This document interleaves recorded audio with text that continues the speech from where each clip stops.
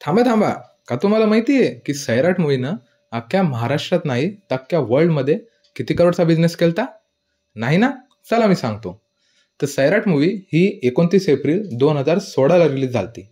या मूवीचं बजेट होतं फक्त 4 करोड आणि या मूवीनं महाराष्ट्रात 85 करोड्स कमवले होते आणि अख्ख्या इंडियामध्ये 100 करोडला क्रॉस केलं आणि अख्ख्या वर्ल्डमध्ये 110 crore plus world wide collection झालं होतं. या मूवीच्या मुख्य भूमिका म्हणजे आकाश ठोसर जे परशाच्या नावाने होती आणि रिंकू राजगुरू जी आरची नावाने होती आणि लंगड्या ज्याचं नाव तानाजी होतं. आणि ही movie one of the best films होती.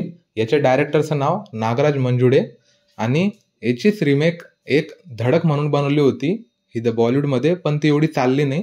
त्याचं बजेट 14 करोड्स होतं पण ती एवढी मूवी चालली नाही. तुम्हाला अशाच नवीन नवीन मूवीसाठी मला फॉलो करा.